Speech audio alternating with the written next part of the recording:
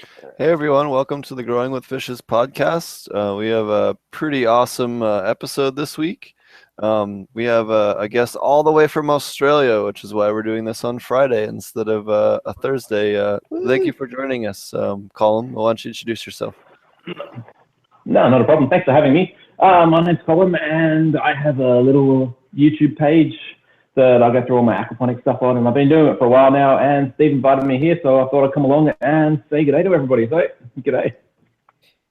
Good day to you, and good evening to everybody in the States. Yep.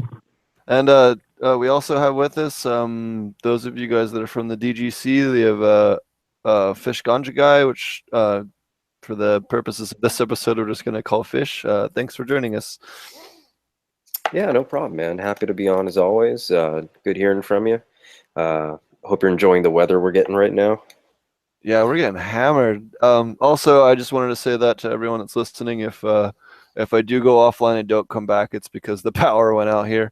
We have one of the worst storms come hit us in a decade in California is slamming into San Diego right now, and all of Southern California for that matter. So if either I or Fish goes offline, that's what happened. I've got perfect weather out here, so hopefully I'll keep it going. Yeah, thankfully we have someone on a different continent, so we definitely have to worry about that storm causing a total show end. But I did have one quick preface I want to mention real quick. I wanted to say a big shout out to True Aquaponics. True Aquaponics. You guys can go to trueaquaponics.com. Let me double check that. Make sure it's not .org. I should have checked that beforehand.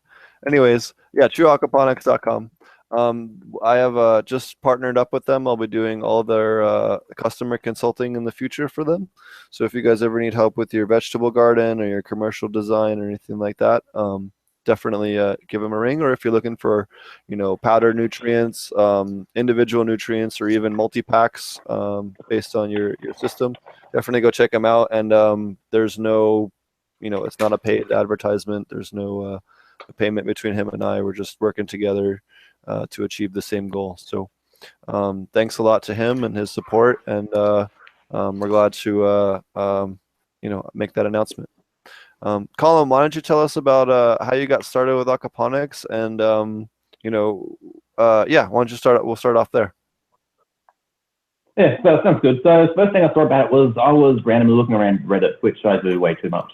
But I was going through there and I saw a post on it, and I just fell in love with the idea the first second I saw it. And it just seemed so much easier and it made so much sense. And then the next trickiest thing was convincing my wife to let me do it. So I went for about 6 months of trying to convince her every single day. Like I'd say, aquaponics, it's going to be fantastic. And one day she came home, I was digging a big ass hole in the backyard and welding up a frame for it, and that's basically how it started. She eventually started to see that it did work and it wasn't completely crap, so she got along with it when I started bringing in herbs and tomatoes and fantastic things outside. And since then, they just haven't been able to stop me. I've expanded it over my backyard. I've been building up my YouTube channel, which has been going through it, and I just love it. You fish, you pick your fruit and veg out of it, and it's just really so easy.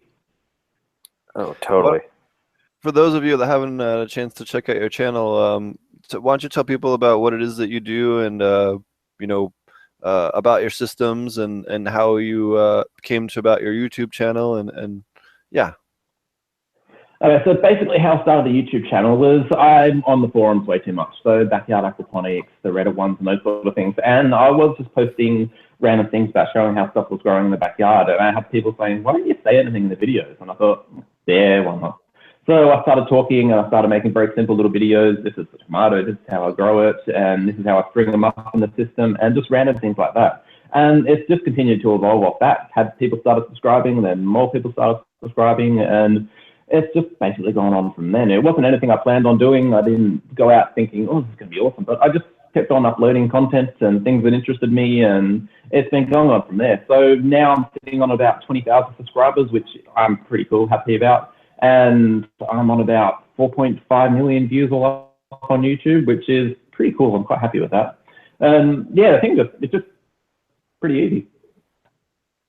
Yeah, I'm looking at your page right now, man. You've got about 19,000 people and a couple million views. Man, I feel like we should be Yeah. on your show right now, not the you on the Ponics show. I haven't done any podcasts before, so wasn't quite sure. I've been more paranoid that nobody would really want to rock up and listen to me waffle on. So, yeah, I'll think about it in the future. Yeah, and we feel honored that we're the first podcast, and I also it's really awesome that you're the first live Australian guest that we've been able to get on the show. So I appreciate that. Yeah, we've had some No. not living Australian guests apparently. Yeah, we've had some zombie Australian guests, you know. But thank you for being the first live one. We do appreciate that. Yeah. Happy to help. What are some things that you've noticed that are kind of different between the U.S. aquaponic industry and or culture, and then the Australian industry and or culture? That is there anything that stands out to you in that aspect? The biggest thing that I can really see the difference between the two of them is climate. Because I look at some of the US sites and some of the US pages and everything freezes over the winter, which would make a massive difference. Because at the moment, in the middle of winter, I can grow lettuce, I can grow basil, I can grow pretty much everything I want in the backyard. But you guys, it freezes over, so I wouldn't have any idea how to look after the fish when the top of the tank's freezing over and those sort of things. So we get a much longer time to grow everything, I think. And that comes into one of the major differences between the two of them. I understand there's a big area of difference in the climate over there, but from what I've seen online, there's just, and I can grow perennials and everything out there. So things like strawberries, I can grow year round. I've got passion fruit, which are growing outside in the weather and that sort of stuff, which I think is pretty cool. And yeah, everything just grows really well and really easily. And where I live in Adelaide, Australia, we have a really dry climate. So over summer, it's pretty much useless trying to grow anything in the soil because we don't rain for about 4 months of the year and we get 40-degree heat waves, which I think that works out to about 110 degrees Fahrenheit. And it's just massive temperature difference. And if you try and grow anything in the soil, my soil here is horrible clay. So growing anything without chucking in masses of compost and all those sort of things, it's just incredibly hard. So that's where aquaponic comes in really, really good for me. I set it up, I pump the water throughout the whole thing. It doesn't use that much water, and it's just so easy. I can be really, really lazy, and it just works. That's wonderful. What are some of your favorite crops to grow in aquaponics, or stuff you found that does particularly well? And then is there anything that's kind of, I guess, less traditional or less common that you might want to suggest to people? The biggest thing that I usually grow is tomatoes. So I've got, I think it's about 8 beds out the back, and 6 of them are devoted towards tomatoes at the moment. So I just grow way too many of them, and I've been bottling them up, collecting seeds, and just trying all the different varieties I've got. I've tried pretty much everything I can in the system. So I've tried fruit trees, which didn't do particularly well. I've got strawberries growing like crazy in there, rhubarb, anything that I can think of that I grow in the ground. I've tried growing it in aquaponics, and it all just, with the exception of a couple of things like potatoes, which don't like growing in the aquaponics, they just come out really wonky. And I like to experiment. So anything really. I just whack it in the ground and whack it in the beds, and it just grows. I can't imagine there's that much difference in what you can grow, just the climate and what you can continue to grow. So I've got raspberry canes, which are growing quite well inside of it. I've got perennial herbs, which just keep on going year round throughout it. And what are your favorite tomato varieties that you like to grow? it depends on which ones you want. So I've got Romas out there, which go really, really well for sauce. You just get so much fruit out in one go. But if you're going the very, very best tomato, the one that I like the most, there's black cherry, which are just sweet. They grow so prolifically, and they are just an awesome fruit to get out of it. I've had some other ones, like those little Roma cherries that just grow like crazy, little yellow broad ripples, and I've got a whole little booklet of seeds that I've bought online, and I've probably got about 50, 60 different varieties in there, which I'm trying to circle my way through. I went a bit crazy buying them, and sadly, I don't have enough room to grow all of them every single year. So yeah, I just keep on going through it and see what I can find. That's awesome. Is there any particular varieties of other crops you'd like to suggest to people, or they think might, any other, I guess, oddball crops that you found as particularly well in aquaponics that you've tried to grow? There's one that I've got. So have you guys heard of a chop and come again sort of lettuce? What was the variety? I'm sorry. It's the sort of lettuce it is. It's a chop and grow sort of variety of lettuce. So when I get this one, it's ones that you can chop the leaves off and they keep on coming back. So it keeps on coming back. So it doesn't try and form a head, but you can keep on chopping off different leaves. So I've discovered when you get those sort of seeds, if you oversow them in a media bed, they will just keep on coming up and you'll get a massive bushy just growth of lettuce and you can keep on chopping up as much as you want. So from about a meter by meter bed, I had enough lettuce for probably about 20, 30 salads a week, which was really cool. And it just keeps on coming back and back. And that's one of my favorite ones to grow in it. So I haven't seen that much other people doing it because I'll see a lot of people that grow nice, fantastic heads of lettuce. But I just grow this sort that's a nice, sweet lettuce leaf, and you just keep on chopping off. So making a salad, go in there, chop off what I need, throw it straight in the bowl, and within a week, it's grown back to the point that you can chop it again. And you just get so much out of it. And I say I've got some seeds wonderful. There somewhere. But yeah, it's just one that grows really, really well. I haven't had any trouble at all with it. It's just really simple. Sprinkles, chop, done. So what do you guys do? What is your kind of your go-to pest control down there in Aussie land? I know that you guys have some different products or different thoughts on that for aquaponics. Pest control, I am extremely lazy. So to be honest, this entire season, I haven't done anything for pests. There's been nothing at all I've done. I haven't really needed to, because that's one of the good things about the climate in Adelaide. We don't have to worry about fruit flies, which you have to in Queensland and those sort of places. The worst I usually get is little caterpillars, and you get this bacterial dipel spray that you get. So it's a little powder you mix through water, you spray it on there, the caterpillars eat it up, and then they start headbanging for a little while, fall off and die. And apart from that, the only other ones I usually have trouble with is ants. And then I'll basically follow little ant trails back to their nest and put antrid, which is a sticky sort of ant killer stuff. You put it around it, they'll all start eating it, they'll take it back from the nest, and it usually wipes out the nest. And apart from that, I haven't had much trouble, apart from slugs and snails. But I figure I let the chickens out, the chickens run around the ground and around the beds, and they all seem to disappear, which is quite cool. I've had massive infestations of slugs before, but you let the chickens out and they give me really, really red yolks after they munch down on all the slugs and the snails and everything, and it works quite well. But apart from that, I haven't done anything at all. It's just, I'd be lazy with it. You know what the secret weapon against slugs and snails is, right? What?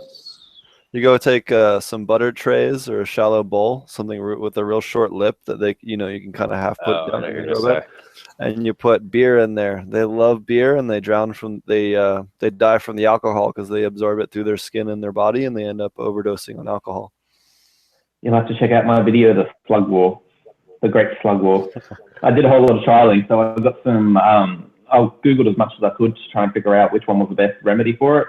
Because I've got little time lapse that I took on one of the beds overnight, and they would just absolutely swarming with slugs. I was quite amazed with it. So I started doing a whole lot of tests, because I read that you could use stuff for beer, you could use a little yeast mixture that goes inside of it. And the thing that actually surprised me, when I put it on it, you look at the slugs going for it, and you see a lot at the bottom of it, but a lot of them will drink it, and I think they just get a little bit drunk or a little bit tipsy and then wander off.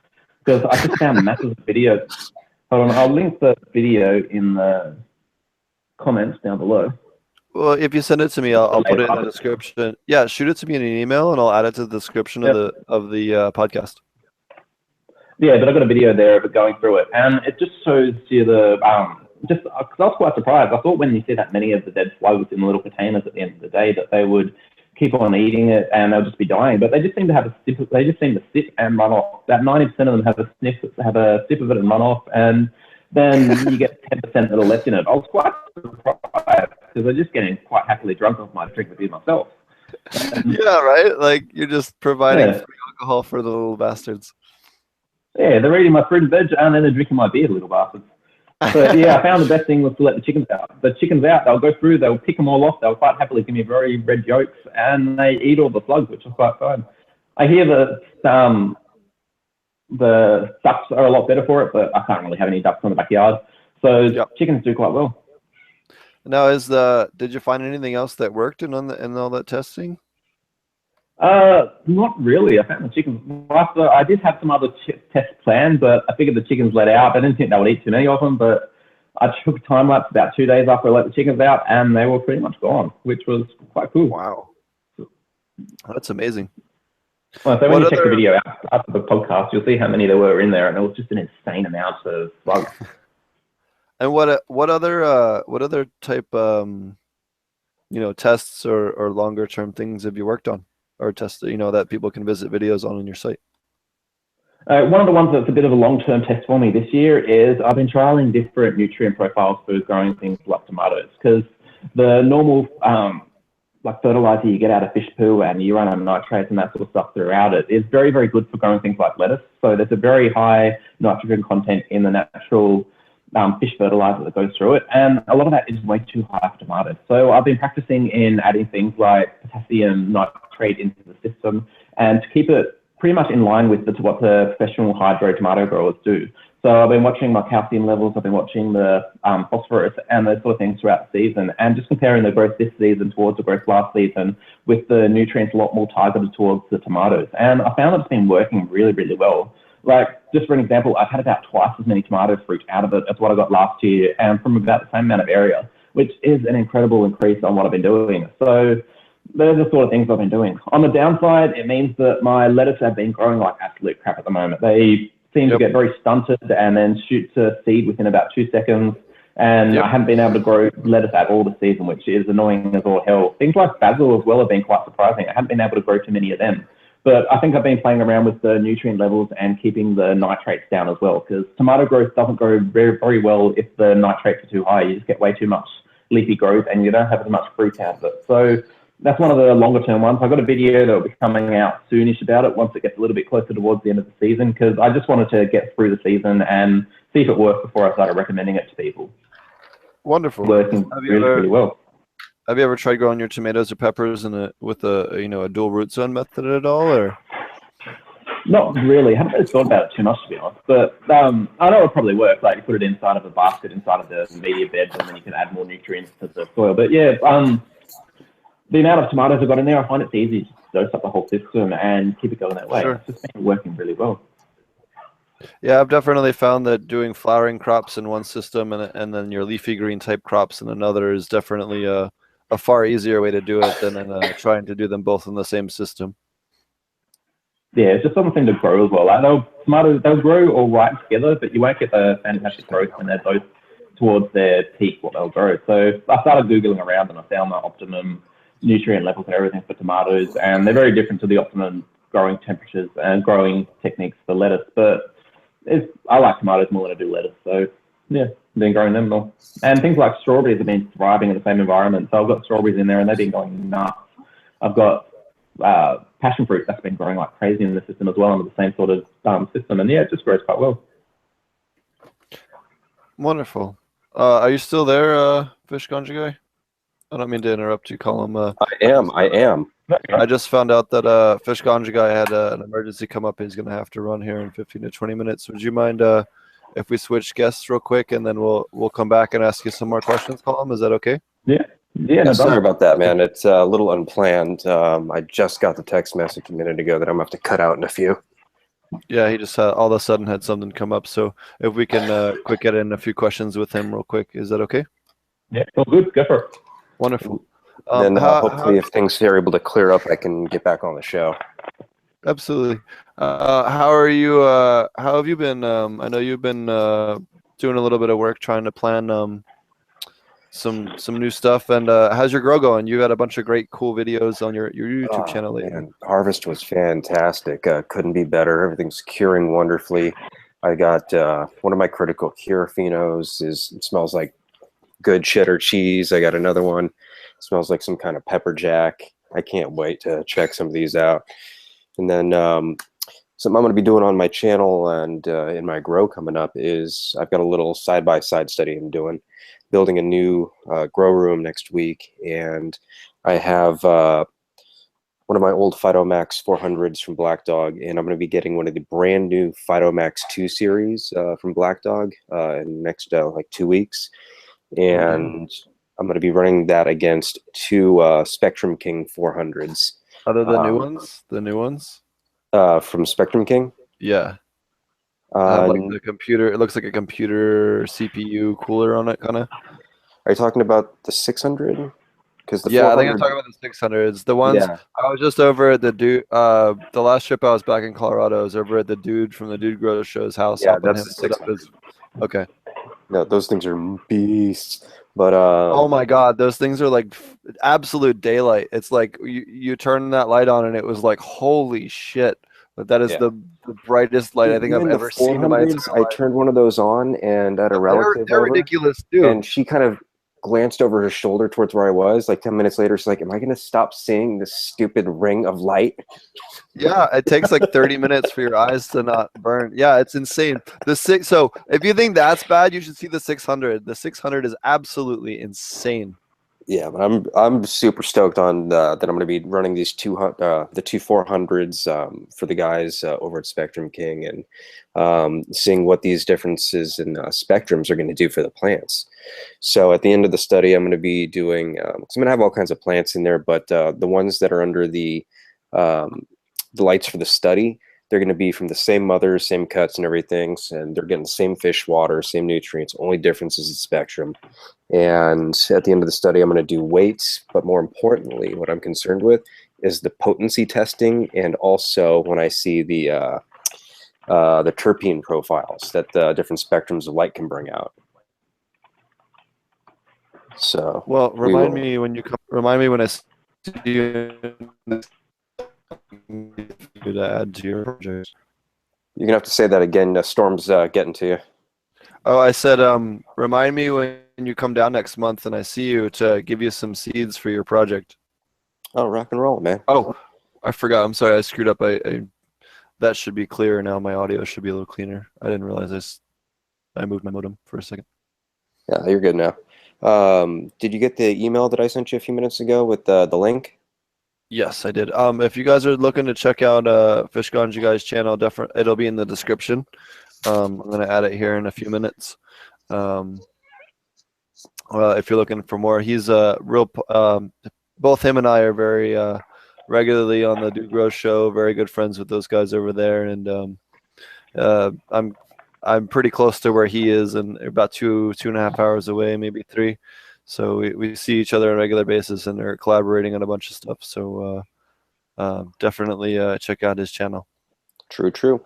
And yeah, the latest video is the harvest episode. So it's basically just a nice little slideshow to music of some good bud shots showing people what you really can bring some amazing quality with aquaponics. You don't have to go with hydro to get something that's pretty, but you can get it with aquaponics and you can get the great flavor and beyond what you would get with soil. So I was it's just gonna definitely say worth checking out. the flavor is not even comparable. Like it's like laughably different. Yeah, it's fantastic. Let's see what else is going on. So for this new room, I'm going to be breaking down the vegetable garden that I have over at my folks' place, so that way I can use the 275-gallon IBC tote and all the tilapia and koi that I have on that. And I'm going to bring it over to where my medical grow is, and gonna have to scrub down all the 4x4 grow beds and make sure they're all sterile before I put them in, and nothing nasty from outside. So I'm gonna have some companion planting going and get some chives and some basil, oregano, and some what was it? Some mint. But I know mint's roots will grow wild, so I'm gonna make sure to keep that in a fabric pot to contain it. But Are you going to be doing any? I know you're about to build a new grow room. Are you going to do any build videos? Not really, because I'm just going to try and knock that thing out in like a day. I'll explain the room and how we did it, maybe in a video. But as far as building the room, my buddy and I were just going to knock that out in an afternoon. So we're just going to be focusing on that. You should make a you should document that. You know, throw up a camera, throw up your phone or something, and record it. Or at Well, I don't least want to be chunks of playing it, with the so you chop can saw edit while it. I've got the Deadpool mask going. I'd want to keep all my fingers. Let's see, No. I know, but I mean, like, at least maybe even a step by step. You know, it doesn't necessarily have to be while you're cutting wood. Yeah. But I think that would a lot of people would be interested in that. I think for sure. Okay. Yeah, I might be able to get some shots in there. Plus, I'm going to be filming in the next week how to do a radial flow filter. I'm building a new one to put next to the grow room, so that way I have less solids floating into the tank. Since I'm not doing them a foot deep in media like I was originally, I'm trying to do it the way that I saw in your setup over in Colorado, where you just have your biofilter as the bottom half of the pots. with the hydrogen in there. My one concern did come true, where there was a lot of excess fish solids coming through, and also some of the algae that I had to deal with. So I'm going to try and at least eliminate the fish solids, and the algae I'll just maybe put a pleco or some small pleco up on each grow bed. Yeah, we only had about 20 fish in that tank, so I guess it was deceiving in certain ways. Were they full sized? About half of them were younglings. But what I was doing is I was keeping just a handful of fish that I particularly liked color wise, and the rest were getting kicked out to the greenhouse. So, okay. Hey, Colum, what kind of fish do you have going? Goldfish basically. I've tried trout and I've tried Murray cod and those sort of things, but I don't really like eating freshwater fish that much. It doesn't taste the greatest. So yeah, just goldfish. I've been trying to breed them, so I've got some breeding experiments that I've been going through them, and yeah, goldfish. Simple, easy. They're quite hardy.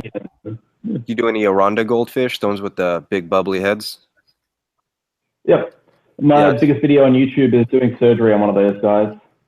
You know, I think I've actually seen that video before, where you to get one of the wen off by the eye or something. Yeah, that's the one. Yeah, I've seen that video. That was you. Okay. Yeah, because you ever have any swim bladder issues with them, where they just keep floating to the top?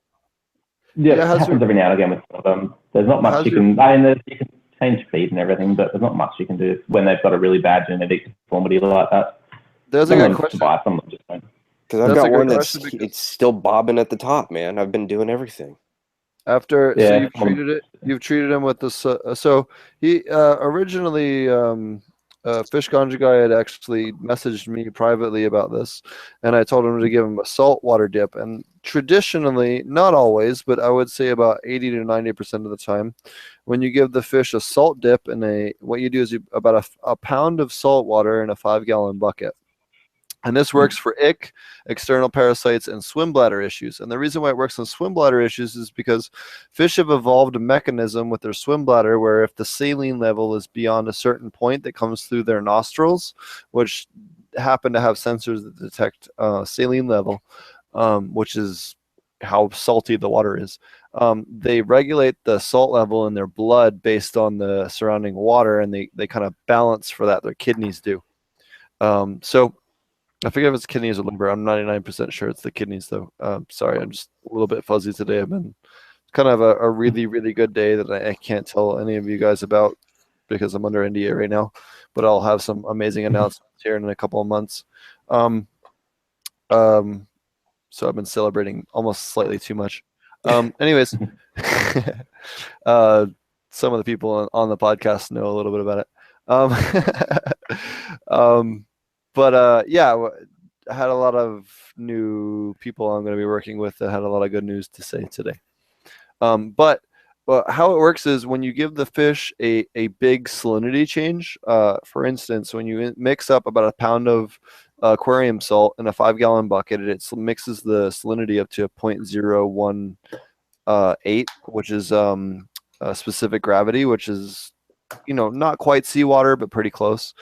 When you put a freshwater fish in there for about a minute or two, what happens is the fish, its swim bladder detects that the salinity is dramatically different than the surrounding water. So it causes this forced contraction, which immediately expels all the water out of, or air, depending on how the fish is trying to be. The fish can fill it with water or air, depending on the surrounding water, based on salinity and buoyancy, and there's a couple of other factors that work into that. But anyways, so basically when the salinity is too much different than where they just were, meaning you bring the fish from an aquarium with fresh water over to an aquarium that is salt water, when that happens, it triggers the fish to have a forced contraction of that swim bladder.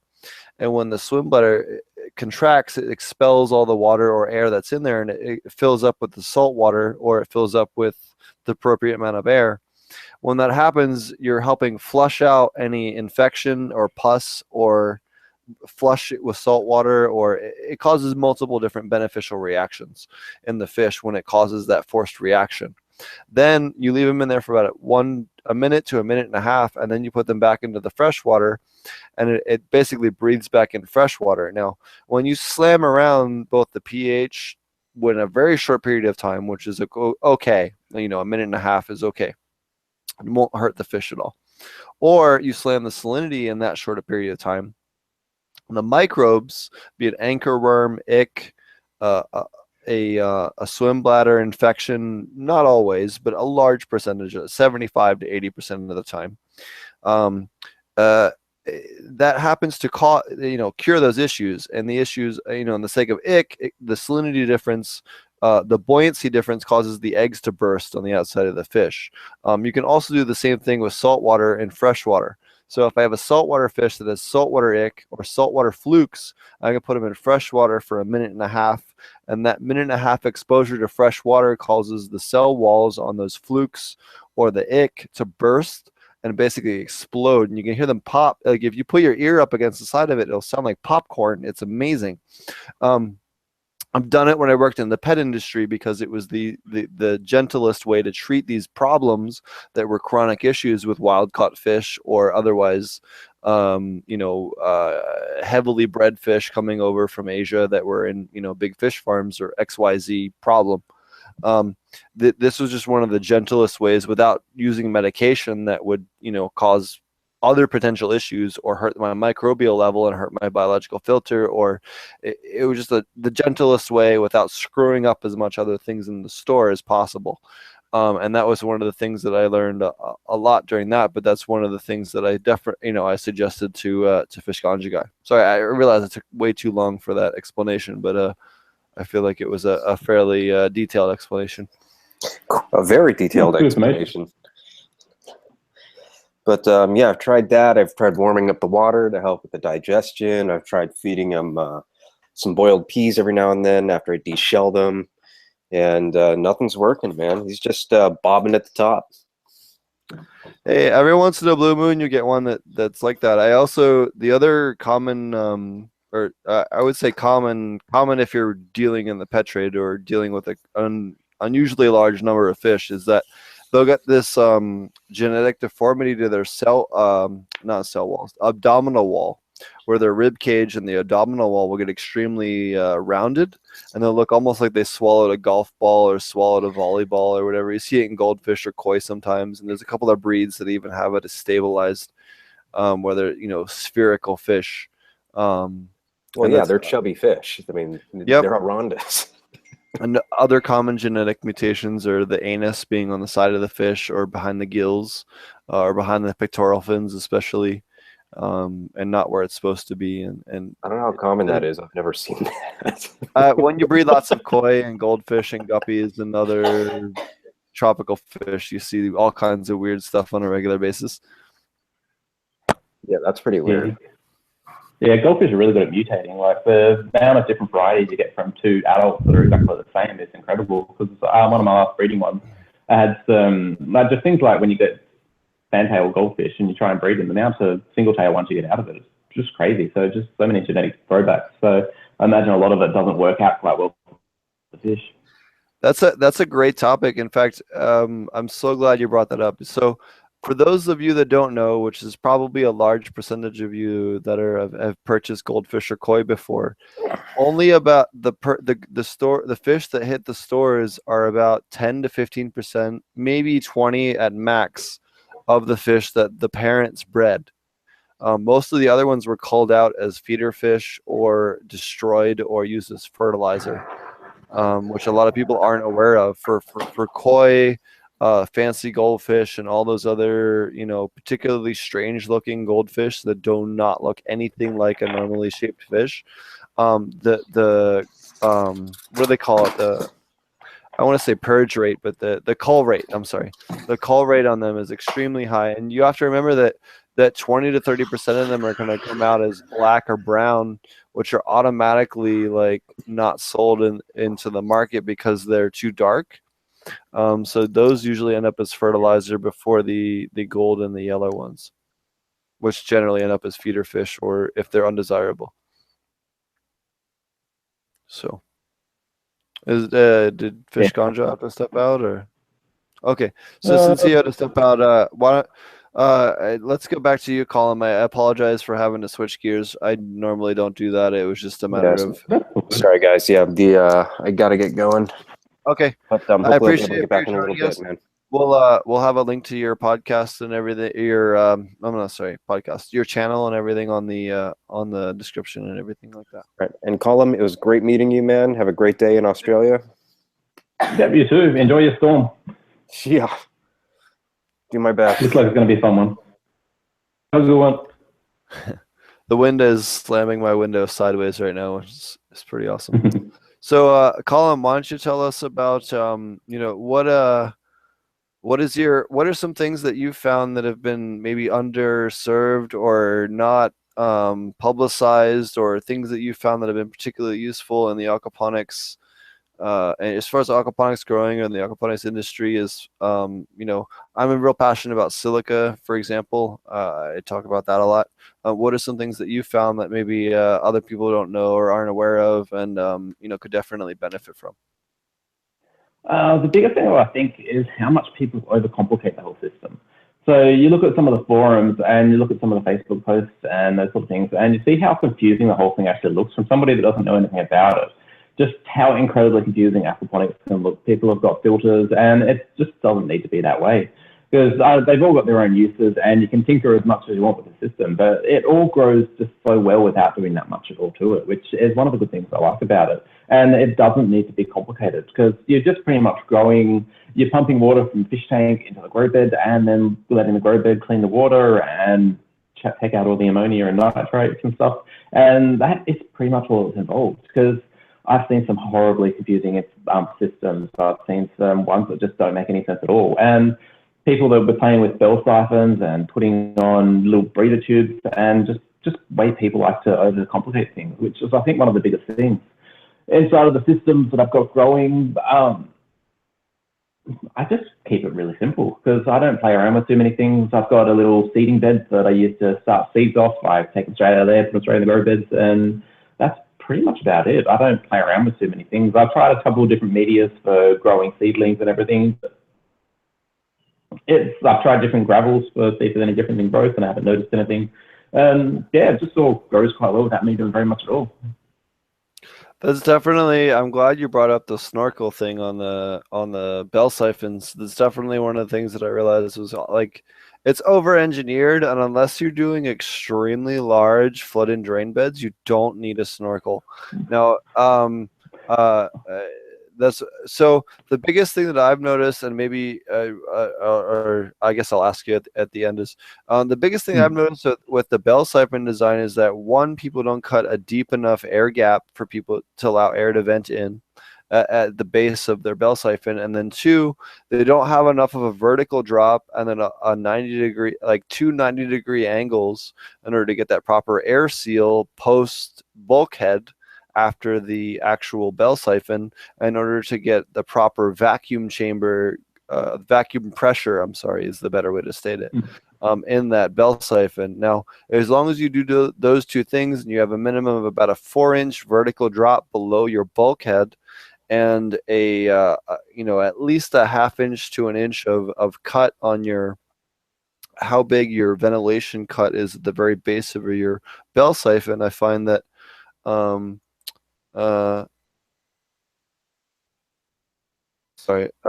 the base of your bell siphon, that's a great way. Yeah, that's pretty much what I found out as well. When I first started playing with them, I had it all sealed up at the bottom, and they couldn't get air back through it. And like I say, I had a little bit of it wasn't completely 90 degrees, and I had trouble with it. Once you figure out the very simple little things like that, they just work so well. My biggest bed that I've got there is 6 meters by, which I think metrics. It's a big bed. Hold on, let me Google.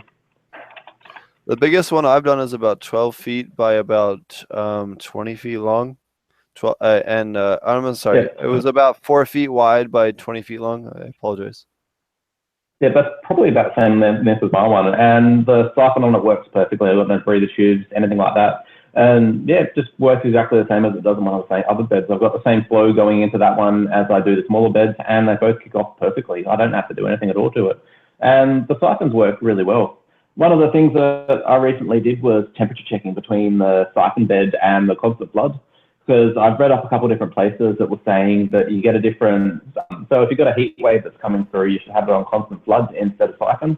And so I did a bit of myth busting on that sort of stuff. So I got two very precise temperatures, temperature probes, put them inside of both of the beds, and then measured the temperature when we have a 40-degree heat wave. And one of the things I discovered was that the siphon bed actually has a much cooler flow. So I found that the water coming in, so I think it's evaporative cooling that goes through it. So when all the water comes out, the moisture and everything comes up through the stones and cools it as it goes through, which is one of the things I discovered. There's about a 0.25 Celsius difference in the water going into the constant flood and the water going into the siphon. And the siphon one is surprisingly the cooler one. So I've got a video on that coming out soon. But yeah, it's one of the that's awesome. that I discovered. Because you see it spouted a lot on forums and Facebook, let's say, oh, if you've got a heat wave, take the siphons out and let run it through constant flood, which makes sense in theory because you don't want hot air getting in between the stones, which warms it up. But the evaporative cooling must be cooling it down and keeping the whole system cooler. One of the other things too is that, I mean, because you have that flooding and draining, you're getting a better gas exchange in that root zone, and that's keeping that media bed cooler. You know what I mean? Just based on the evaporative and the fact that you're drafting that cool air in that can be, you know, humidified and then pushed back out by that water layer.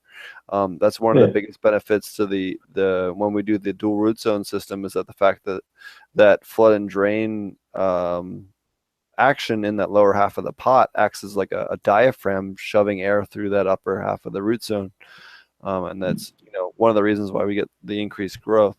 But that's so interesting. I'd love to hear more about that. That's so that's so interesting. I've never done a side by side. That I've definitely on the inverse of that, I've had really good luck with flood and drain beds where we had the water at 72 or 74 degrees. At one instance, we had a wind gust of over 85 miles an hour, which is, I don't know what that would be in kilometers. My math is a little bit bad, but like 150, 170, something like that, kilometers per hour. If my math is correct, just rough math. You know, what did Bush call it? Fuzzy math.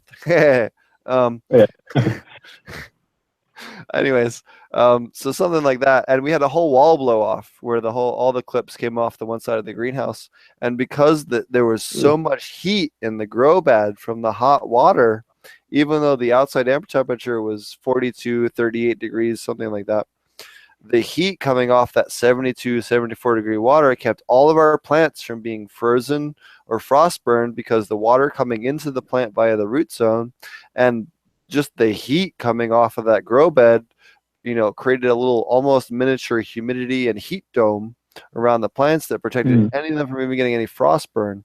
And that's one of the things that I feel like aquaponics really has the ability to step in and be better than other industries, is because we can climate control through water volume much more efficiently between doing things like GAT systems, ground air thermal exchange, or through solar heating of the fish tank and the water that's running through the systems via solar water heating. Those are the two biggest advantages, aside from the cost reduction of fish food versus hydroponic nutrients, that aquaponics can provide to the agricultural industry. And I think that's one of the biggest things that's not emphasized enough in the industry as a whole, where we can produce and climate control these things at, you know, laughably low rates compared to the hydroponic or even aquaponic soil industry. And that's one of the biggest reasons why people should look at aquaponics and invest in aquaponics, as far as commercially or even in a backyard setting, why it's more cost effective. Yeah, no, that makes sense. And it's one of the things that I discovered. Water volume does the most to stabilize the temperatures, because at the moment I've got about 17,000 liters, which I don't know how much that is in your tongue, but yeah, it's a lot of water inside of the system, and it's a hell of a lot more stable. Because I found when I had about a quarter of that amount of water, when we had a heat wave that comes through, the temperature would get to about 32 degrees Celsius, which about 80 degrees Fahrenheit, I think, roughly. And that's when it starts getting to the danger zone for some of the fish. And when there's a lot more water there, it stays really cool. So it hasn't gone over about 28 degrees Celsius throughout the entire heat waves that we have going through here. And yeah, it's just everything grows so well. I've got the next door neighbors that have traditional soiled gardens out the back, and they've got tomatoes growing. And I find when we have a massive heat wave that comes through, their crop just gets wiped out completely. So you look at some of their plants, all the leaves are dying on top of it, and mine, full sunlight, looking straight up, and they're not even wilting at all inside of the system. I say it goes through a hell of a lot more water on those sort of days, but and that's one of the good things about, against traditional dirt farming that we have in the state as well, because you've got to put a hell of a lot of water in that to keep it going throughout the summer, and we use hardly any of this, which is, I think, really cool. Absolutely. So what are, I guess, what advice do you have to people that are just starting to get interested in aquaponics, or that are looking to get started and building their own first garden? For people just starting is don't overthink it. If you want to see if it works, you want to see how it works, get yourself an IBC, chop it, put some gravel, something cheap in the top one, fish in the bottom, pump it back and forth. That's the easiest way to get it started, and one of the simplest to get good results out of it, because you've got a decent, you don't have masses of water inside of it, but you've got enough to get it started. If you try with something like a barrel, then you don't have as much water temperature and you can have more troubles coming out. So the bigger the system is, the more stable it will be. And once you see how it works, then that's when it's time to expand into the room that you have. So, and to the climate and conditions that you've got as well. Because in the US, and you've got really cool climates, you'll need greenhouses and that sort of stuff. But it really depends where you think. So yeah, just give it a go, basically. It's not as complicated as what a lot of the forums and that sort of stuff makes it out to be. And some of the videos, you look at some of the YouTube videos and they go through all the complicated things that they're doing. And it doesn't need to be that way. You're pumping water from the fish tank to a grow bed and back. You can overcomplicate it. So once you get more fish in there and you've got solid issues, you can add filters and those sort of things to it. But as long as you follow some of the basic things like stocking rates and water volume and that sort of stuff, then it's really not complicated. Follow the basics and don't overthink it. And grow what you like to eat. So that's one of the big things I'd recommend to people. They say, oh, what can I grow in there? And basically grow what you like to eat. If you things like beetroot, if you never eat beetroot, then don't bother trying to grow it because you don't particularly like it. If you look at what you buy at the shops weekly. If you buy lots of tomatoes, then grow lots of tomatoes. If you buy lots of lettuce, grow lots of lettuce. And just try and keep your shopping bill down by what you can grow in the backyard. Wonderful. And let me know if I talk too fast, because I have a habit of doing that when I start waffling on. I just have to keep myself talking slowly. I can usually edit it out of videos, but this is live, so it's a little bit harder. Well, I just spent half a year living in Jamaica, so I'm used to people speaking a really fast patois. But yeah, maybe just speak slightly slower. I guess. So what are some of the common supplements people use for aquaponics in Australia versus maybe not versus the United States, but what are the most common ones used in Australia? The most common one's probably iron, because it's the one thing that you can't get inside of the fish food. You can get it, so pretty much no fish food that I know of has iron that's already built into it. So you got to add the chelated iron, and that's pretty much the only one that you need to add. When you're starting off a system, there's things called sea salt, which you get in Australia, which I don't think you get overseas, but it's basically a seaweed extract, and it has all the micronutrients that will take a little bit of time to build up from the normal fish feed itself. And you add that in, and you can start planting straight away. Everything will grow very well off that. If you want to complicate things after that, then there are phosphorus, there are potassium, there are things like that that you can add, but it's really not necessary when you get started. You just want things to grow and to grow well. And yeah, so iron is pretty much the only one major thing that you need to add. And yeah, keep it simple. What is the common fish feed down there? Are you guys all using pellet feed, or are you guys doing insects, or what is it that you guys use for the bulk of your feed down there? Pretty much I think the same as what you got there. Have you guys got spreading seafood, fish food? Is that an Australian one or is that an overseas one? Okay. So spreading is the major fish food that we use here. I've seen a couple of people experiment with other things. Like I've seen some people on the forums that have had their own stuff made up out of land-based soybeans and that sort of stuff. But yeah, I basically use the normal spreading aquaculture fish food. And it works really well. I get massive growth out of the goldfish. The plants thrive. And I've found as long as it's a really oily-based fish food, then the plants and the fish do really, really well. When you find that it's a very dry-looking fish food, then they don't do as well. Okay. The what is your recommendation on the first set of plants that people should try for an aquaponics system? Whatever you like to eat. First thing that I put in the system when I did it was tomatoes, and they grew fantastically. So I've heard a couple of people say that you need to let the nutrients build up in the system before you add things like tomatoes, which will take a lot of nutrients out of the system. But I found that adding a little bit of sea salt or sea salt power feeds, like seaweed-based extracts to the system, just help everything grow really, really well from the beginning. So I saw some things that should only grow lettuce in the first year, but I think it's crap, to be honest, because everything grew really, really well in the first season. The second season, it went even better. The third season, it went even better. But compared to the dirt gardening that I was doing, they just took off and they grew far, far, far better. So anything really, whatever you want to eat, throw in there. Because the worst thing that could happen is that the plant dies. And it's really not that bad of a thing. Like, I don't even know it sucks if the plant dies, but that's the worst outcome that you get from it, then that's really not that bad. So experiment with it, throw seeds in there, throw whatever you want in there. Don't listen to too much online, because I found things like fruit trees, they didn't grow, but I've seen other people that are growing them with massive success. So what works for one person might not work for another one, so experiment. Things like cucumbers, for some reason, last year they did not want to grow for me at all. This year they are thriving. So I couldn't really explain it, but yeah, because That's definitely, I guess my biggest advice for cucumbers and squash, especially, is to add silica to your system. They tend to have a pretty severe silica sensitivity, and especially when it comes to fending off fungal infections.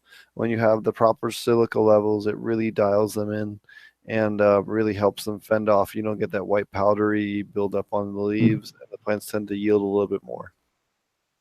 So how do you usually add it? Are you adding silica sand to the grow bed, or is it? So you know how, like, traditionally, if you're going to dose your potassium, you need this potassium carbonate and calcium carbonate. That's commonly sold as a pH up, or potassium hydrate or hydroxide. I'm sorry, or calcium hydroxide. Instead of using those potassiums, you use potassium silicate. Is the easiest way in order to adjust. It'll raise your pH pretty similarly, and it'll account for your silica. Okay. No, I think that'd go. And it's fairly Adding cheap. it there, so that might be why having some issues with it. I haven't tried any of it before. So how much does it raise the pH by? Because that's one of the things that I've got an issue in my system. There's a lot of lime-based. I think when they condition the water in our state, they add a lot of lime-based stuff to it. So I've got a very high naturally pH, and it takes a while for it to come down. So that's why I added potassium nitrate, because I didn't want the pH to shoot up too much. But how much do you find it increases normally through So if you're trying to use that, you can also use silicon dioxide, which has a small increase in pH, but a much slower pH, but it's much more expensive. But it's a much less pH increase.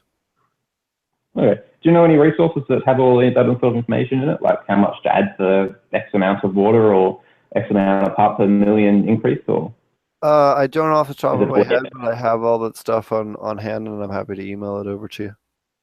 Yeah, email it to me. Curious about it, because it's so hard finding that sort of information online, because there's just not much about it. Like trying to find the nutrient profiles for the tomatoes took me a hell of a lot of Googling before I'd be able to find how much potassium for different growth periods and that sort of stuff. But, yeah, so if you got information, email it to me. I might try and put it in a video. I'll give you a heads up. Absolutely.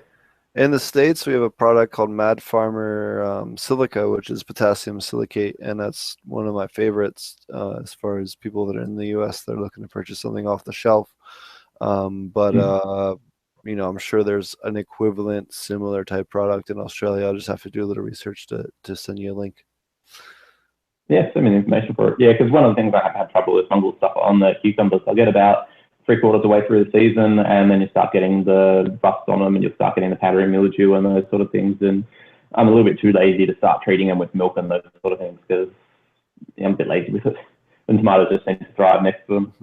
Things like pumpkin as well, I haven't had much luck in it, because by the time that the plant gets big enough to start putting out the fruit, then you usually get the powdery mildew, which I think is an issue with my area as well. But so I'm glad you brought that up. So lack of silica is one of the biggest causes of powdery mildew outbreak. If your silica and calcium and magnesium are dialed in, it is really hard for powdery mildew to get established. And even if it does, it doesn't take off like wildfire like it traditionally does in an aquaponic system because of the humidity and the high nitrogen. It makes it a very favorable environment for that. But as long as you're dosing your silica above 80 parts per million to 120 parts per million, if you're growing a lot of squash or a lot of cannabis in your system, that really makes a absolute night and day difference. I've done this both in an outdoor and an indoor setting multiple times, and it just completely eradicates how like the ability for those fungal spores to spread throughout a room. It keeps them isolated so that you can just axe the one or two plants that happen to have it and then just be done with it. You know, you don't have to worry about it taking over your grow or whatever. But it's one of the things that, especially in a closed environment, I've had a lot of luck testing for.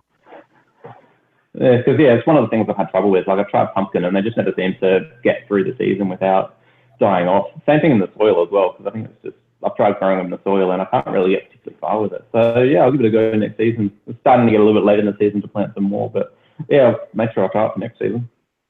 I've heard of it that much, so yeah, I'll give it a go. That's awesome. I had a quick Aquaponic Dummy was kind enough to donate a product as a giveaway for this episode. He's donating a free Hannah iron checker. It's an HC iron color meter, 0 to 5 parts per million range, which is exactly what you need for cannabis growing or vegetable growing or lettuce growing or whatever it is you're doing for aquaponics. I want to give him a big shout out. Leave a comment in the video, and we'll pick a winner. He'll pick a winner, and then whoever wins he's gonna mail that to you. You must be within the lower 48 states of the United States, and his company is Van Buren Hydroponics LLC, based out of Maine. And if you guys are interested or you happen to be up in Maine, give him a call at 207-868-4115. That is a non-paid promotion. Not giving me anything financially, just full disclosure, because I know that it's come up a lot in other industries. Anyways, he's a real good friend of the show. He's been on the show before, and he was kind enough to donate that to us.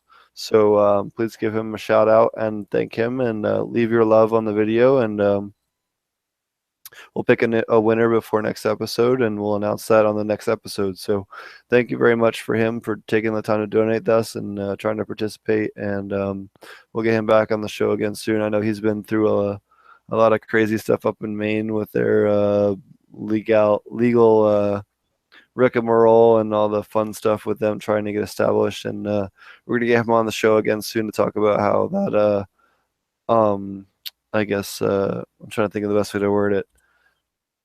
I don't want to use the word clusterfuck, but the unrolling of their cannabis laws have been working as far as I know they definitely almost went back on the fact that they were going to allow cannabis clubs and a few other things, and that maybe in jeopardy now. And it's been kind of a complete mess, almost as bad as Jamaica or Puerto Rico. So it'd be great to get him on the show soon. So. No, it's really nice to know that sort of stuff. Hope somebody good gets it. Actually, I do have a question for you. You might be able to help with. Sure. What do you use for testing a lot of the things in your system? So the like the phosphorus, the potassium, the silica. What sort of things do you use to test the levels inside of it? So for phosphorus, there's a planted aquarium test kits that you can get that test within the range that we're looking for. I think they test up to 80 parts per million. Some of the higher end ones. Hannah makes them. Lamotte makes them, and then. Hold on, I'll pull up the other company that makes the other really good tests. Hannah, Are they digital ones or they vary depending on the accuracy and the range that you want to do. Give me 2 seconds. The ones that I've been using are the ones that I've been using. There's a planted aquarium one like you've been talking, but you put the drops into it. You put a little bit of water, you shake it in, and the one that I've got doesn't go down to the fine enough scale. So potassium, I've been trying to keep it around 200 parts per million, and the test of the lowest it gets to is to about 300 parts per million. So I've been keeping adding more drops in to try and keep it, try and get an accurate enough reading. But I wasn't sure if there's anything that's more dialed into what we need to do, or something that has more tests inside of it, or for the different silica levels. Sure. So for for instance, if you're trying to do like for most aquaponics, 0 to 30, you'll get you pretty close. Or you can do if you want to test up to 60, you just cut the volume in half. So I dose half that amount of water and then add the other half is RO water so that it's pure, and you can do what is called a like a half test, or there's a scientific name for that. Anyways, you can use that to test higher based on the volume level as long as you're accurate on it. But Hannah has a phosphorus high range checker that you can range 0 to 30 parts per million, which is unless you're growing cannabis, will generally cover what you're looking for in that. And then for potassium, Lamotte has the best test kit. Lamotte has they're a Canadian-based company, and they have a test kit that measures 6 to 60 parts per million, which is really good. And that extremely accurate. And again, you can do the half scale tests. Or the other company I would recommend you to is Red Sea Phosphorus kits, which measure 150 to 450 parts per million, which is anything that that's ideally for vegetable greens. You want about 60 parts per million. For flowering plants, you want between 1 and 200 parts per million, depending on what you're doing. I'm sorry, I'm looking at the wrong thing here. For I'm sorry, I disregard what I just said. Those were for potassium. I was just looking at the wrong column on my own chart. I apologize. So the best test kit for phosphorus, I apologize, is the Hannah test kits, and you can do a half scale test as long as you're cutting it with RO water and get higher than that, which is 0 to 15 parts per million. And then the Hannah high range, which is 0 to 30 parts per million on the phosphorus. And then your ideal for greens, lettuce production is 18 to 20 parts per million. And then for flowering plants, you're looking at like 15 to 40 parts per million, depending on which crop you're going for in an aquaponic system, assuming, optimal, everything is optimal. And both of those kits come with 20 tests per kit out of the box, and you can order, replacements after that. Just remember that anytime you guys order from Hannah Direct, it takes an extra long time to get their. They take a long time to ship. The turnaround isn't the fastest, so order it before you think you need it. And then for potassium, I apologize earlier. My favorite test kit for that, Elios has a 0 to 400 parts per million. Red Sea is 150 to 450 parts per million. And those two are the best as far as, in my opinion, for the range you're looking at for fruiting crops or cannabis. If you're trying to like at home test your system, and those range between $37 and $44, depending on at minimum. Okay, that's good. I'll have to check them out.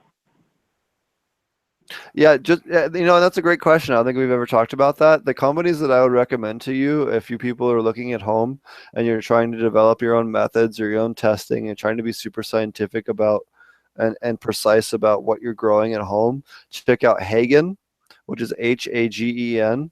They have a wide range of products on their website. They're based out of Germany. You have Hatch, HACH, which is another company, which does a lot of testing equipment. You have API, which is Aquarium Pharmaceuticals, which I worked at when I was a teenager. I used to work out of their Chalfont, Pennsylvania facility. I used to actually work in their laboratory where they used to have zombie fish. They'd have fish that had ick and every manner of fish disease you guys could ever think of, and we'd breed healthy fish and then intentionally infect them for the purpose of treating them with different products that we would produce, but we had to keep a huge stock of fish alive for testing purposes, and that was one of my first jobs in the aquarium / aquaponic industry at all. Then you have Hannah, which is an extremely accurate electronic testing company. One of the things that I would say is really awesome about Hannah checkers is the fact that you can be totally colorblind and use Hannah checkers. It gives you a digital readout with a digital reading and an exact number on the display. So If you can't see colors, it doesn't matter. You don't have to read a color chart. It'll give you a dialed in digital readout of what your parameters are, rather than having to deal with something like reading a color chart and comparing it to that, which for colorblind people can be really difficult at times. And that's honestly how I was first introduced to HANA, was a colorblind solution, because when I worked in Philadelphia, we had a lot of colorblind customers, because for those of you who don't know, colorblind people are between 8 and 11%, depending on country, of the population. So it ends up being more common than you'd think. So they're one of the best go-to companies as far as not like super. I mean, they're expensive, but they're not super expensive. But if you're colorblind, it gives you an option to do hobbies and things that you otherwise would be closed off to because of the testing equipment. And then Red Sea is an aquarium company in the United States. And then the other company I recommend people to look into is Lamotte, Lamotte. They're a Canadian-based company that does extremely high sensitivity levels tests, and they have tests for damn near everything, to the point where it's kind of ridiculous, some of the stuff that they have. So, between those companies and a company called Elios, ELOS, is the other company I'd recommend. Between all of those, you can generally find the test kit that you need. And I'm glad you brought that up, because it's a topic that I've never thought to bring up, but I actually have a ton of information on. So I very much appreciate you bringing that up. No, it's all good. It's just some of the stuff I haven't been able to find that much information. I'll figure it out as I go, and you do aquaponics, water testing, and anything beyond nitrates, ammonia, and those sort of things. You can't find that information for. So No. it's good information to have. I'm actually in the process of writing a couple different books right now on aquaponics specifically, and in that is links to test kit products and ranges. And one of the things that I did when I used for helping people out when they message me is, and if anyone has a problem or any question, again, always ask me. We love to have questions that we ask on the show. We love to answer them on the show and help everyone learn, rather than just answering your individual question via email. We love to help people via email. So, but when we get questions via email, we love to answer them on here, so that as many people can learn from the process as we can. And one of the things I did was build a big test kit spreadsheet, and I use it for when I'm giving advice and things like that. And if you're trying to check those kind of stuff, it's definitely something that's helpful to have. If anyone ever has a question on that, or I'm really happy that we had a chance to get to this question, because it's one of those ones where it's super important, especially if you're trying to develop a particular model or XYZ, or focus in on a particular problem. It really helps isolate things, which coming from a computer and IT background, one of the I guess ways you'd describe trying to determine where a problem is, especially when you work on like large scale projects, is fault isolate, which is, I guess, a military-ish term. I used to work for the Armory Post Office, full disclosure, at one point in my life, as a contractor, not as an enlisted person. And they call it fault isolate, and that was where you had to determine a problem, but without that type of information, or at least a recommendation for companies to go to look for this type of home testing equipment without having to send off. Now, for the amount of money of some of these test kits, you could easily send off to get a full panel done for an agricultural or mining water test, that'll give you all of the answers. But at the same time, you can get between 25 and 150 tests for each of these things, ranging for between $20 and $50, depending on how accurate and what range you're looking to test some of these nutrients on average. Yeah, no, it sounds good. Another thing that I had a lot of trouble finding information online and that sort of stuff is the different nutrient profiles you need for different plants. Because, for example, growing lettuce and growing tomatoes, you need different amounts of potassium and all those sort of fun things inside of it. And I just couldn't find any information that was specific towards aquaponics. Because one of the things I was paranoid about is, if I'm going to add all this potassium to the water, is that going to affect the fish at all? Because I know there are some grow centers, there are some hydroponic nutrients and everything, but they've got a lot of copper, they've got a lot of zinc and that sort of stuff inside of them, which would be horrible for the fish. So I wasn't quite sure if adding more potassium and stuff like that would be an issue for it. And that's one of the things that I was paranoid about putting the information online before I completed it for a season because I wasn't sure what was going to do what to the water, the fish, and that sort of stuff. So yeah, I experimented and tinker with that. Well, I actually have an incredible amount of data on that. Is there any particular question that you have on that? So just for those of you who don't know, like I have data from many, back when I used to work for the aquaponics source, I had the ability to email a whole bunch of different universities, commercial grows, and a bunch of other things, and I collected a ton of data. And when I left there, that was one of the things that I got as, part of me leaving there. Was all the data that I worked on, and I used that to compile a whole bunch of averages based on people's actual real world production. I have an enormous amount of data from a very wide range, for everything from commercial grows to universities to experimental grows that did really well and everything in between. So if you have a particular nutrient question, or if you just want to know what lettuce should be at or flowering plants should be at or whatever, it's definitely something that I can answer for you.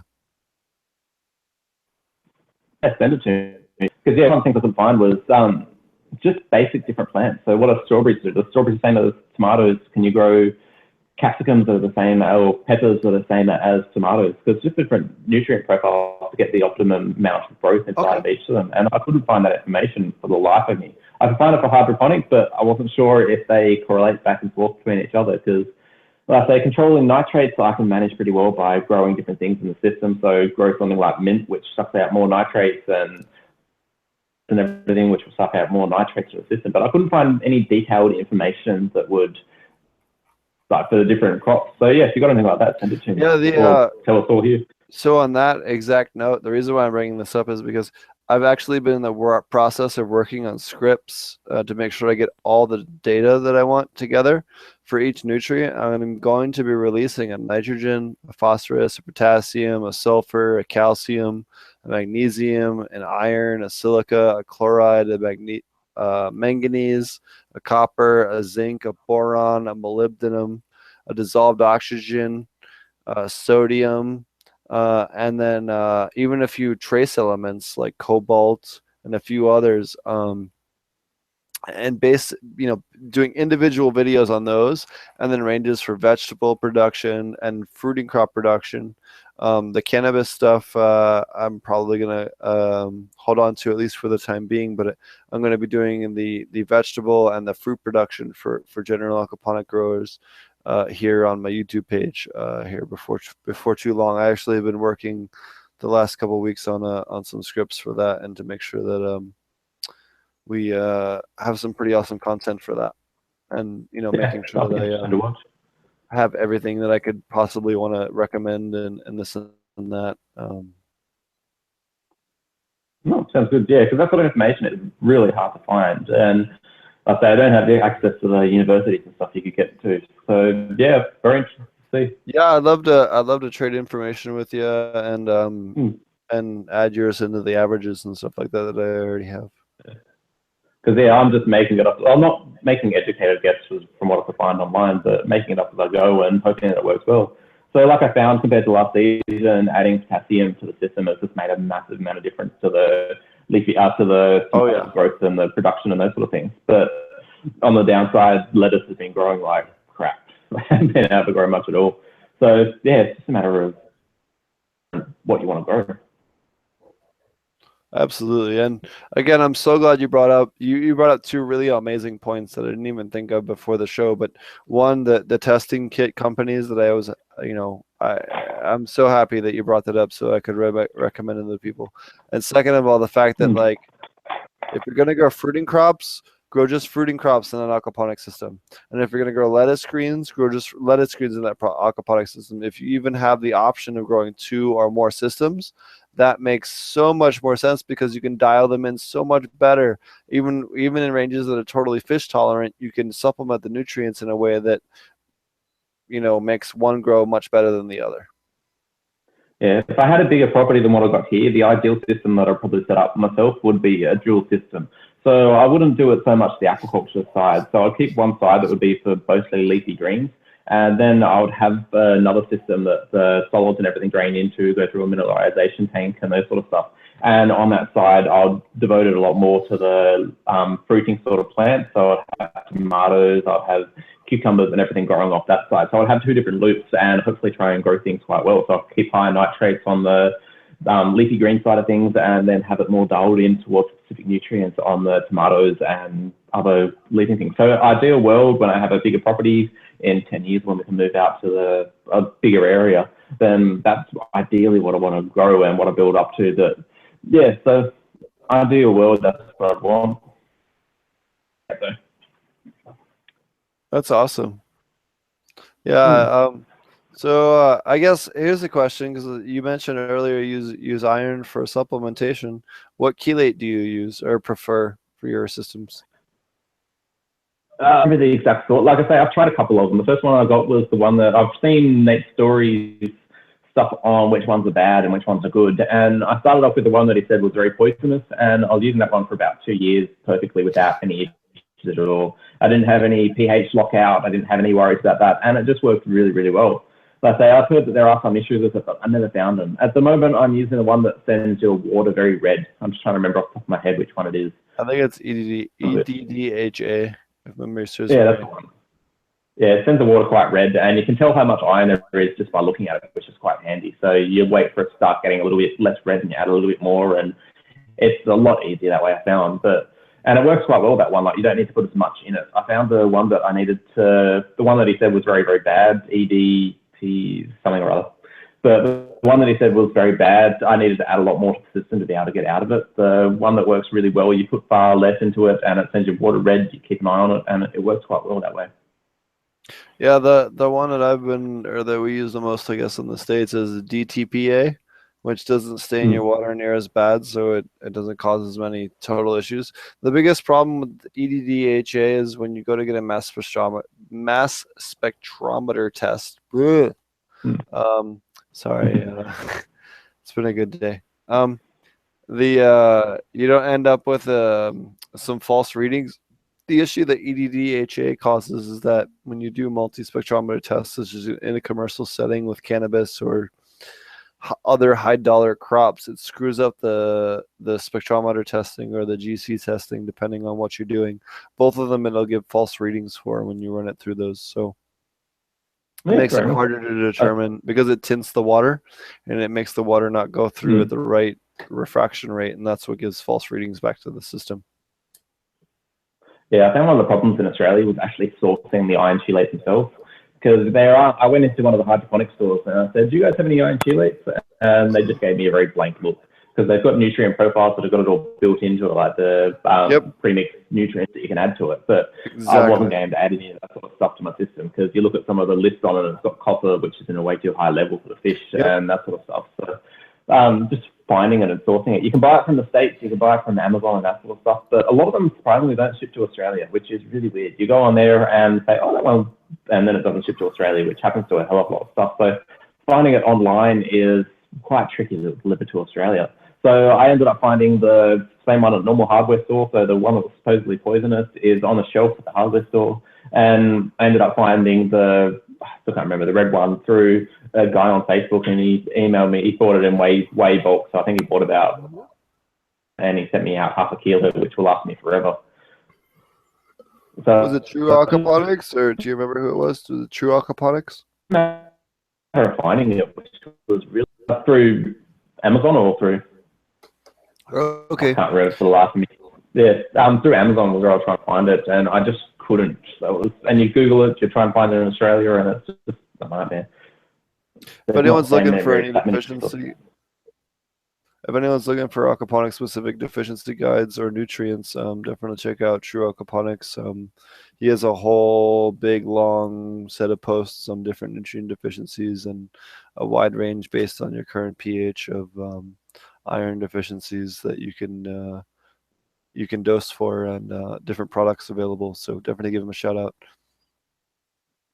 if you're in the US. Well, the thing that I recommend for a lot of people with just normal nutrient deficiency is a seaweed extract or a seaweed power feed extract, because they've usually got most of the micronutrients that you're missing. So you can just add that straight into it, and it will sort out any.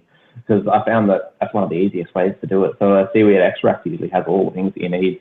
I say it's not as narrowed down. So if you're trying to grow tomatoes or something, then you would need something a little bit more accurate. But just for general nutrient deficiencies, that sort of stuff has everything in it, and it takes away a lot of the guesswork for people that are confused. Because you look at a picture of a leaf online, and then you try and compare it to what your one is, it can just get lost people. And I find the seaweed extract just works really, really well for most of them. Yeah, I'm working on a solution for that I can't tell you more about right now, but before too long, there'll be a nice little aquaponics guide out on the internet. That's very easy to use and interactable. Thank you, Aquaponic Dummy, for the comment here. He just left some cool comments in the chat here. He says it's FEDDHA that causes the red staining, and also causes the colorimeter issues with refractometers and colorimeters, and so for those of you who don't know, like color tests such as HANA testers use a colorimeter, which basically runs light, a set amount of light through this little mirror, checks what color the water looks like, and then compares that to its own internal color chart. And when you dye it with these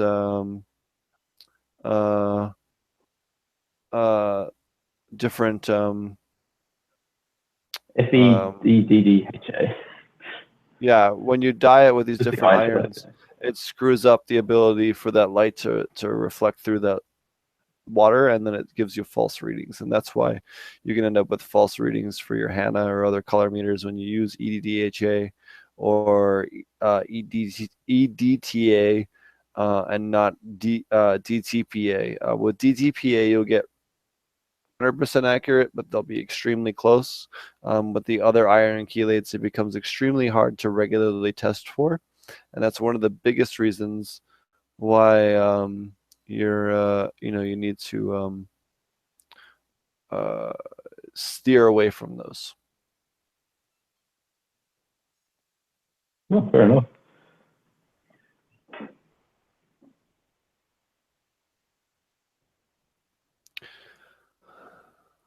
Trying to think about any good questions that I've been thinking about. Something you might know. I've had no luck at all with basil this year. I'm not quite sure. Is the high potassium bad for basil? Do you know? What was that? I'm sorry. Basil. Do you know if that? Because I've had no luck at all with basil this year. I've tried growing it. I'm not sure. I think pretty sure high potassium levels are growing up in basil. Potassium between 60 and 80 for basil in an aquaponic system, parts per million. Yeah, so mine's definitely out then. Or milligrams per liter, whatever your measurement is. Yeah. I've had no luck at all this year. It's been quite sad. The basil really does best when you have extremely high nitrogen, so like 30 to 60 nitrogen or even higher. Basil does super kick ass. Above about 60 parts per million, it starts to stretch a lot, and you'll end up with very large node spacing to where it's spacing out almost too much. So, can you hear me? You still there? Yeah, I'm here. Sorry about that. It's breaking up a little bit, but not too bad. Yeah, the storm is raging outside. I apologize for the hiccup there. Go ahead. Yeah, what was I going to say? Yeah, one of the things I have trouble with mine is keeping the nitrates up, because I find that the tomatoes are just sucking straight out of it. I've had pretty much zero nitrates for a while now. I keep on adding more fish. I added 60 extra fish from the breeding experiment that I did this year, and I still can't keep the nitrates up high enough for them. I find once the tomatoes get out of it, then they start coming up again. But yeah, I need more fish, I think, or feed more often or something. Is there anything else that you wanted to bring up? If not, I think we're gonna start to wind down the show here. Is there anything things that I think were particularly unique to Australia, or anything that you wanted to mention? You felt like maybe was underemphasized in the aquaponics industry, or especially in Australian aquaponics versus United States, or maybe a particularly from the point of view that you have. They look very interesting. They look quite similar in what we can grow, and that's just like the tomatoes are tomatoes, and I just grow what I like to have. There aren't any major Australian foods that we try and grow here. There's lemon myrtle and things like that, which you wouldn't have too much over there, and some different spices and that sort of stuff. But most of the time we grow very similar. I think it's just a climate which changes a little bit further and the growing times and that sort of stuff throughout the year. And yeah, it's quite simple. It's quite easy. I think the backyard aquaponics system is a lot bigger in Australia than it is in the States. Just looking on the forums and looking at the amount of Australians compared to the from pretty much every other country, the Australians generally dominate the backyard scene, which I'm quite happy about. And you can find people a lot easier, but I think you guys have a lot more farms over there. So we have some biggish farms over here, but I think you guys are leading the way in the farm side of things. But I think backyard side of things, Australia is doing very, very well, especially with the amount of people we have here in comparison to the States. Have a similar landmass, but nowhere near as many people here as the States. Yeah, it's funny. We kind of consider ourselves similar sized countries, but we often forget that. So. Yeah, so way more of you guys than there are us. Alrighty. Well, yeah, anybody have any questions in the comments? Not sure how many different people there apart from us. Yeah, we've had about 25 to 30 different people watch the show over the course of the thing. I'm trying to see if there's any questions in particular on the chat here. Apart from the fun trolls. I don't think we had anything in particular that, as far as questions. Does anybody have any questions before we wind the show up? And it happens to be in chat. Looks like we have about 12 viewers right now at the moment. Yeah. As far as live. Well, sounds good. Okay. Well, is there any? How can people find you if they want to look more into your, your YouTube and everything? Where can they find you at? Yep. So there is a link in the bottom of the description here, which goes to my YouTube channel. And if you search goldfish, then there's a good chance on YouTube that I'll pop up on their lines. But yeah, links below. I've got Facebook pages and Twitters and that sort of stuff. I don't use it as much, but YouTube's the general way I go through and all that sort of information. So yeah, it's down in the description. Check me out and say hey. Well, I extremely appreciate you taking the time to come on the show. I know that it wasn't the easiest thing for you to hop on in the middle of the day out there. I think we started at about 12:30 in the afternoon your time. So I really appreciate you taking the time during the during your weekend to join us. And I'm happy to come. I'm happy to have you on the show anytime in the future that you're interested in hopping on. And feel free to reach out if you ever have a question. And thanks so much again. Yeah, that's good. For the show. No, like I said, the best thing I got out of this one was silica, how silica to it, because I think that's probably one of my main problems that I had with growing cucumbers and lettuce and pumpkins and that sort of stuff. So I'll make sure that I'll try it next season. It's a good tip. It helps tomatoes too, so especially with the tomato blight. Like you get, and the tomatoes get real old, the lower half of the plant starts to go. If you start to do silica, it kind of helps slow down, not totally prevent it, but it dramatically slows that progression. And you'll end up getting more production from the lower part of your plant as well. I'll be giving some Googling soon.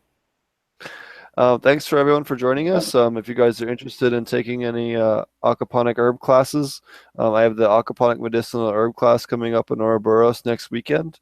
If you're interested in taking the aquaponic cannabis class, it is, hold on, let me double check the dates on here, the 25th and 26th of March. Based in Ouroboros, which is in Half Moon Bay, California, is located near San Francisco. Both of those classes are located in the same place.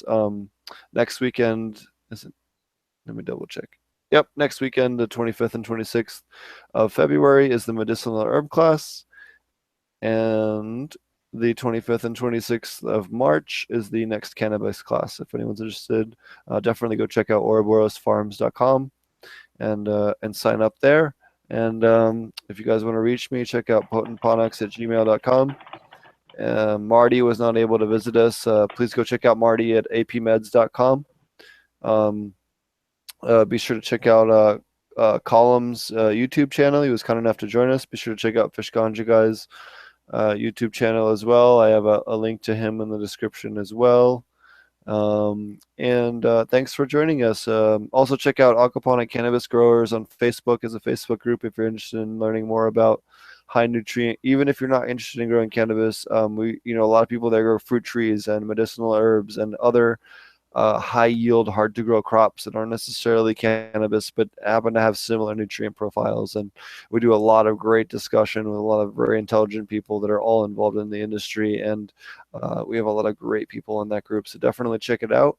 I also wanted to say thanks again to True Aquaponics for listening, allowing me to work with him on the consulting stuff through his website. And if you guys need any powder nutrients, definitely check out his website. I'm going to be helping him expand some of his options here in the near future. And thanks again for joining us. Is there anything else you wanted to mention here at the end? I very much appreciate your time and the fact that you took, time out in the middle of your day to join us. No, so we're happy to come along. Like I say, I've got nothing much else to plug. There's only the YouTube page, so check it out if you're interested. And yeah, thanks for having me. Thanks a lot, boss. It's been informative stuff I didn't know. So. I appreciate it very much, and I look forward to seeing all of you guys again next episode. And have a great day.